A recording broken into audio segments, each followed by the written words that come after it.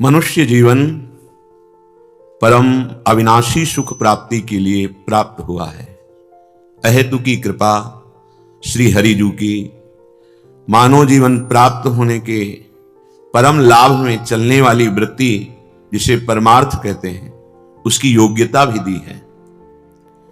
और उस योग्यता को जागृत करने के लिए हमें गुरुदेव का सानिध्य, संत सानिध्य, शास्त्र सानिध्य भी दिया है। अब हमें चाहिए, लौकिक आनंद बहुत जन्मों में भोग चुके हैं, ये केवल मानवदेह धर्मयुक्त विषयों का सेवन करते हुए अपने लक्ष्य की प्राप्ति करने के लिए है। लक्ष्य अविनाशी, नित्य, चिदानंद सुख, ये हमारा स्वरूप है, ये हमारी आत्मा है, ये हमारे प्राण प्रीतम है, यही हमारे जीवन धन है। यदि हम अपनी वृत्ति एक एक इनके चरणों में अर्पित करें तो हमें दुख सुख समान भाव से सहने की सामर्थ्य प्राप्त हो जाएगी। दुख मिटाना ये कोई खास बात नहीं है, इसीलिए परमार्थ का पथिक कभी अपने साधन भजन से दुख मिटाता नहीं है, दुख को सह जाता है। जहां भी आप किसी महान भागवत के पावन चरित्र का पठन श्रवण स्मरण करें तो आप देखेंगे कि बहुत ही सामर्थ्य है उनमें, पर वो अपने भजन बल से किसी अपने शरीर के दुख को नहीं मिटाते। हां, शरणागतों के दुख को लेकर स्वयं भोग लेते हैं, अपने दुख को नहीं मिटाते। क्यों? ये दुख ही वो कृपा है, ये प्रतिकूलता ही वो कृपा है जो हमें संसार के असलियत का पता लगाती है। भगवान ने जो कहा है दुखालयम, ये अनुभव भोगों की अनुकूलता में कभी नहीं हो सकता। ऐसा भ्रम हो जाता है, बड़े बड़ों को हो जाता है। वो बड़े भाग्यशाली हैं जिनको हरिजू की कृपा से ज्ञान हुआ कि मान अपमान, दुख सुख, लाभ हानि ये सह जाना है और अपने भजन को बचा करके, पचा करके सच्चिदानंद स्थिति प्राप्त करनी है। ये बड़ी बात है। इसी के लिए भगवान सत्संग दिलाते हैं, इसी के लिए भगवान हमें प्रेरित करके श्रीधाम वृंदावन लाते हैं, इसी के लिए हमारी बुद्धि को पवित्र करके अपने नाम में, अपने रूप में, अपनी लीला में, अपने धाम में लगाते हैं। इस सब का सब कृपा से हो रहा है। आप तो बस ऐसे हो जाइए। कृपा आपको घसीट रही है पर आप पकड़े हुए हैं। ममता, आसक्ति, वासना, कामना, स्पृहा, तृष्णा, क्रोध, लोभ, मोह, मद, मत्सर, आप इनसे हाथ मिलाए हुए हैं।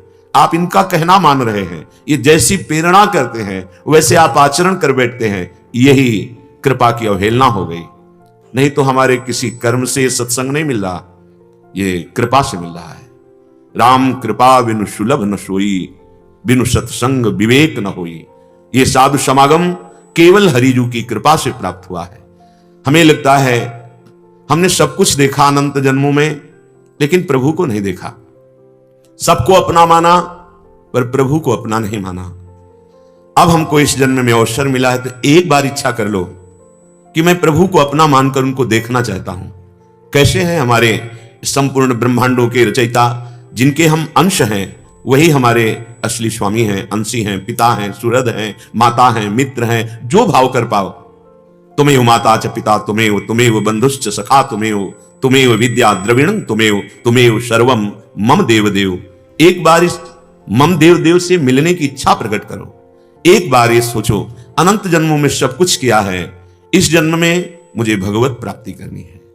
ये जो शास्त्रों में परमानंद लिखा है, अखंडानंद लिखा है, प्रेमानंद, वो मुझे कैसे प्राप्त हो? मुझे एक बार प्रेम में डूबना है, एक बार भगवत साक्षात्कार करना है। बस वो एक बार ही होता है। एक बार हो गया तो कभी बिछुड़ना नहीं होता। हमारे नेत्रेंद्रिय और कुछ देखने की सामर्थ्य नहीं रखती, केवल अपने आराध्य देव को देखती है। फिर हमारा मन और कोई संकल्प विकल्प नहीं कर सकता, केवल आराध्य देव की ही सेवा का वो भाव रखता है। हमारी बुद्धि केवल आराध्य देव के ही निश्चय में लय हो जाती है। हमारा चित्त आराध्य देव के चिंतन में तन्मय हो जाता है। हमारा अहंकार दासत्व के भाव में लय हो जाता है। ये आ गई चिदानंदमयी स्थिति महान भक्ति के मार्ग से। श्रीपाद प्रबोधानंद जी महाराज कह रहे हैं, गौर श्याम ज्योतिर द्वंद्वा मंद प्रेमानंदा स्पंदा केचिद वृंदारण्या अनन्या धन्या पुण्या दत्रावन्या। हे भाई, ये सांसारिक भोग, वैभव, पद, मान, कीर्ति, ये सब तुम्हारे पुण्य बल से मिल जाएगा तुम्हें। जैसे कोई नहीं चाहता कि मुझे दुख मिले, पर जबरदस्ती भोगना पड़ता है। सत्य मानिए, यदि आप सुख की चाह ना करें तो भी जबरदस्ती आपको मिलेगा। कर्मानुसार ये सुख दुख नाशवान दोनों हैं, ये अपने समय से आते रहते हैं। इसमें तुम्हारी मांग या सोच कुछ भी फर्क नहीं डाल सकती। चाहे कोई कितना भी बड़ा तपस्वी हो, आज तक ये प्रमाण नहीं पाया गया कि वो सुख दुख दोनों को मिटा दिया है। ये प्रमाण पाया गया वो सुख दुख से ऊपर उठ गया, दोनों को समान भाव से सह गया। हे भाई, यदि तुम्हें ऐसा लगता है कि हम किसी ग्रह नक्षत्र की पूजा करके, कोई तंत्र मंत्र करके हम सदा के लिए सुखी हो जाएंगे, तो भूल जाना, इतनी सामर्थ्य केवल श्री हरिजू में है, केवल भगवान नाम में है, जो तुम्हारे सुख दुख को मिटाकर सच्चिदानंद सुख में स्थित कर दे। ये केवल भगवत प्रदत्त ज्ञान में है। कोई भी द्वंद्व तुम्हारा स्पर्श नहीं करेगा, मृत्यु भी तुम्हारा स्पर्श नहीं करेगी। शरीर समय से ऐसे छूटेगा जैसे विशाल हाथी के गले से एक छोटी सी फूलों की माला खसक गई, उसको पता भी नहीं चला। ऐसी स्थिति प्राप्त केवल हरिजू की उपासना से होती है, केवल श्री भगवान की आराधना से होती है। यह अवसर तुम्हें मिला है, बिल्कुल चूक मत कीजिए। कुछ जानने की कोशिश मत करो, सब जान जाओगे।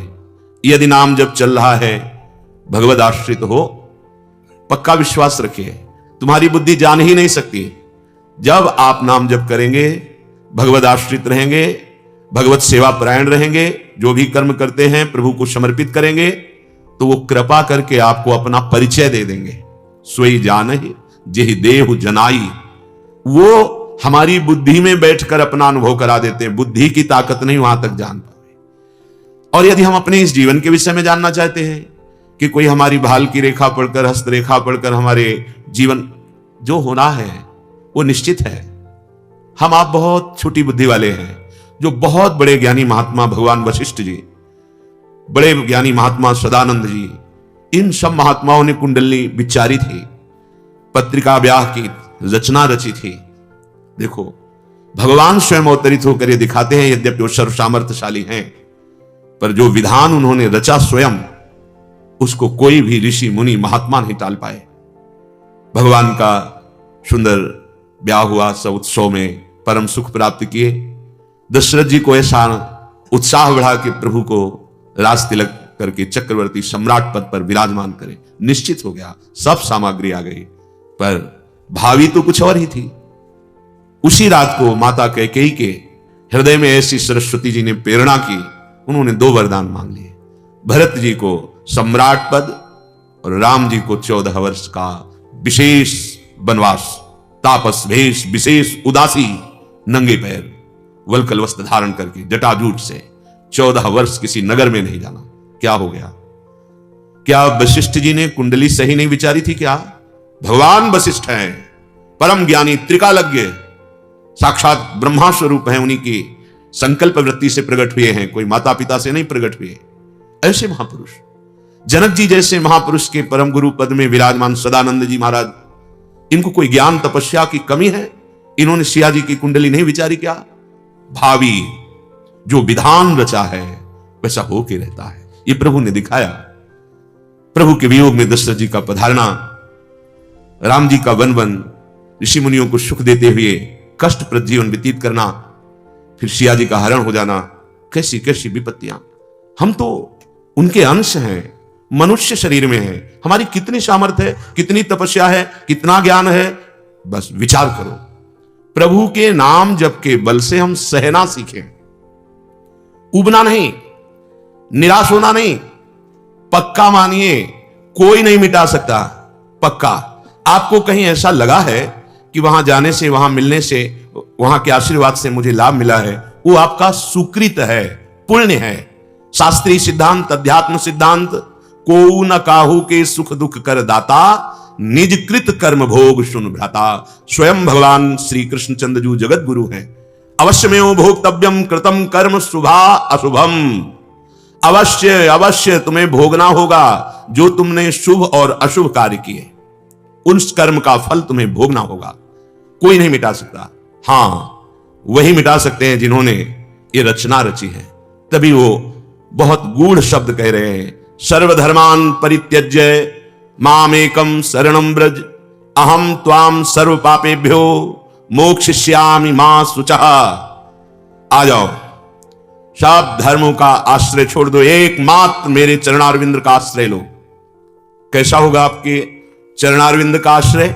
श्री सूरदास जी कह रहे हैं, यदि आप अपने घर में ठाकुर सेवा विराजमान कर ले, तुम्हारा क्या घट जाएगा? इही विधि कहा घटे गो तेरो, नंद नंदन करी घर को ठाकुर, आपुन हुए जाओ चेरो। इही विधि कहा घटे गो तेरो, सर्वधर्मान परित्यज्य मामेकम शरणं व्रज अहम त्वाम सर्व पापेभ्यो मोक्षयिष्यामि मा शुचः। बिल्कुल विश्वास कीजिए, यदि ऐसा कर लोगे तो समस्त कर्मों का विध्वंस हो जाएगा। जो संचित कर्म जमा है और प्रारब्ध को भोगने की सामर्थ्य आ जाएगी और क्रियमाण परम मंगलमय हो जाएगा। तुम्हारा कल्याण हो जाएगा, तुम्हें परम सुख की प्राप्ति हो जाएगी। पर दीर्घकाल धैर्य पूर्वक, ये नहीं कि 2-4 महीने साधन किया, प्रतिकूलता आई, छोड़ दिया। ऐसे कायर पुरुष परमार्थ पर नहीं चलते। शूरवीर बनकर चाहे जितना दुख आवे, हम जानते हैं ये सत्य मार्ग है और ये भी हम जानते हैं कि सत्य मार्ग का फल परम सत्य और सुखमय होगा, कदम पीछे नहीं हटाएंगे। क्या बिगड़ जाएगा आपका यदि अपने घर में ठाकुर सेवा विराजमान कर लो? सूरदास जी महाराज कह रहे, नंद नंदन करी घर को ठाकुर। ठाकुर माने होता है स्वामी। हमारे घर कितने ऐसे महाभागवत जन हैं, अपने घर को भी मंगल में ठाकुर जी के नाम से संबोधित करते हैं। श्यामा कुंज, प्रिया कुंज आदि आदि। हाँ, कृष्ण कुंज, मदन मोहन कुंज। ये घर नहीं है, ये ठाकुर का मंदिर है। अपने घर में ऐसे, और घर में सुंदर एक सिंहासन बना लीजिए, प्रिया प्रीतम विराजमान कर लीजिए। संपूर्ण परिवार उनका सेवक है, संपूर्ण संपत्ति के स्वामी श्री ठाकुर जी महाराज है। हम उनके प्रधान सेवक है, मेहनत करके कमाते हैं अपने ठाकुर सेवा, परिवार की सेवा। कहा भयो जो संपत्ति बाढ़ी, कियो बहुत घर घेरो, कहूं हरि कथा कहूं हरि पूजा, कहूं संतनी को डेरो, इही विधि कहा घटे गो तेरो। यदि बहुत बड़ा मकान बना हुआ है, आपका महल बना हुआ है, ठाकुर सेवा नहीं है, कभी उस घर में कीर्तन नहीं हुआ भगवान नाम, कभी उसमें भगवत चर्चा नहीं हुई, कभी भगवत प्रेमी महात्मा का चरणोदक उतार कर छिड़का नहीं गया, कभी भगवत प्रेमी महात्माओं की जूठन नहीं गिरी, वहां पवाया नहीं, वो भूतों का डेरा है। चाहे जितना सुंदर महल हो, उसका कोई महत्व नहीं है। भले छोटा सा घर है, लेकिन ठाकुर जी विराजमान हैं, अनंत कोटि ब्रह्मांडों के स्वामी, और आप उनकी दासता में हैं। उनको भोग लगाते हैं और फिर प्रसाद पाते हैं। बहुत बड़ी यज्ञ हो गई। देखो क्या घट गया इसमें, तुम्हारा रसोई तो वही बना रहे हो, पर बस सावधान होकर ये वृत्ति आ जाए कि ये ठाकुर जी के लिए रसोई बन रही, ये प्रिया प्रीतम के लिए रसोई बन रही। पवित्र बनाकर पहला भोग उनके सामने पधराया, फिर प्रसादी पूरे परिवार को पवाई। क्या घट जाएगा तुम्हारा? पा तो वैसे ही रहे हो और वैसे ही पाना है। समर्पित करके पाओगे तो बुद्धि शुद्ध हो जाएगी और भगवत प्राप्ति का योग बन जाएगा। यह उच्छिष्ट अमृत हो जाता है।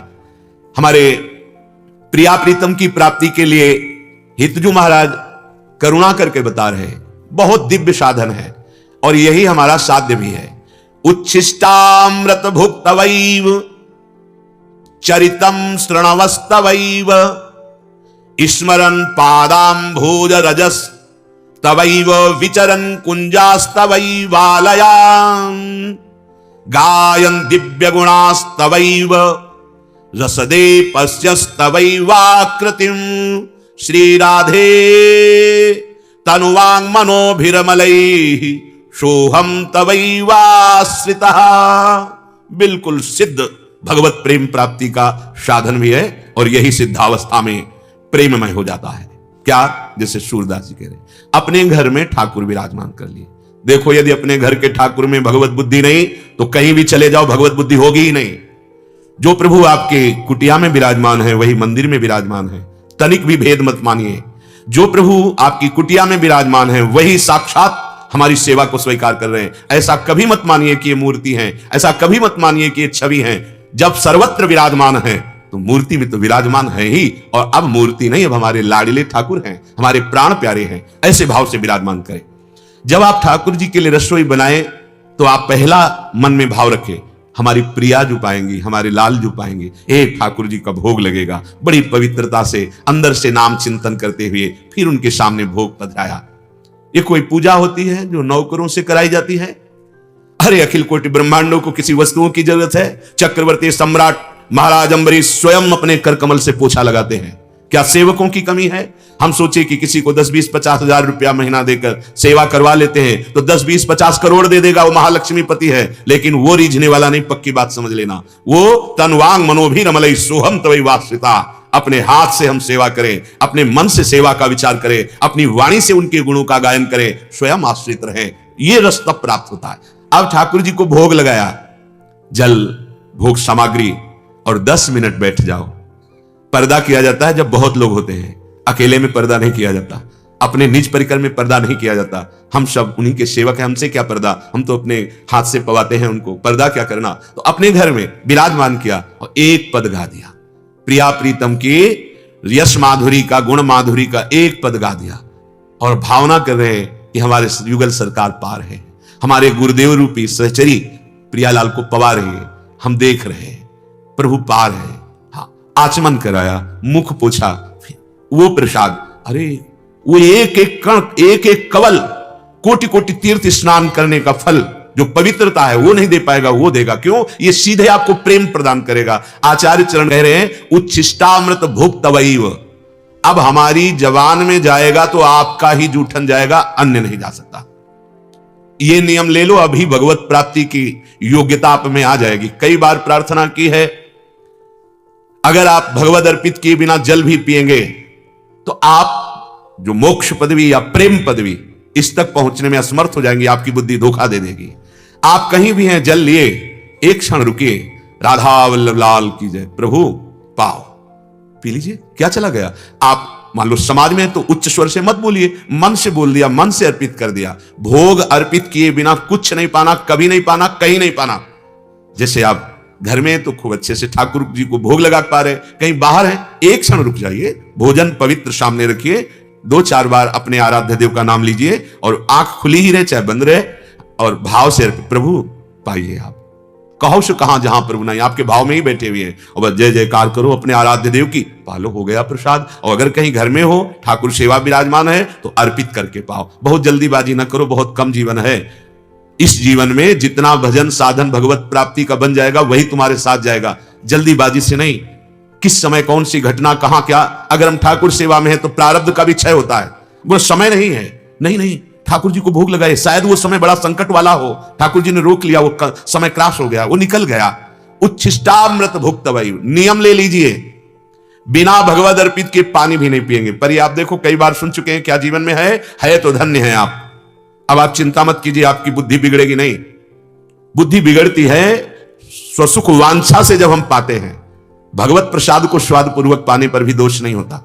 हमारे प्रभु ने पाया है, हम बहुत स्वाद बखान कर पाए, आहा अहो भाग्य।